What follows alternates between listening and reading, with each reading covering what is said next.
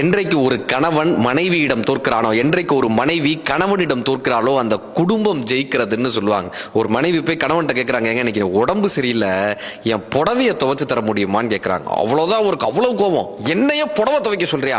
என்ன நினைச்ச? என்னுடைய அதிகாரம் என்ன? என்னுடைய பணம் என்ன? என்னுடைய பதவி என்ன? நான் எவ்வளவு பெரிய ஆள் தெரியுமா? என்னைய புடவை துவைக்க சொல்றியா? இனிமே உங்க கூட குடும்பமே நடத்த முடியாதுன்னு சொல்லி ஒரு சாமியார் மடத்துல போய் சாமியார் ஆயிட்டாரு சார்.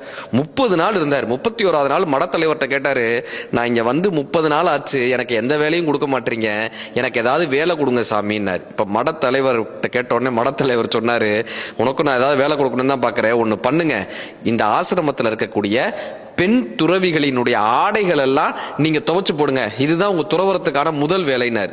ஒழுங்கா வீட்டுல இருந்திருந்தா ஒரு புடவையோட முடிஞ்சிருக்கும். இப்ப அந்த மடத்துல சேர்ந்து அங்க இருக்கக்கூடிய அத்தனை பேருடைய புடவையும் தினம் 100 புடவையை துவைச்சிட்டு இருந்தார். என்றைக்கு வாழ்க்கை துணையிடம் நாம் தோற்கிறோமோ அன்றைக்கு வாழ்க்கையில் ஜெயிக்கிறோம். வாழ்க்கை துணையை நாம் எப்போது தவிர்க்கிறோமோ வாழ்க்கையை துறக்கிறோம்.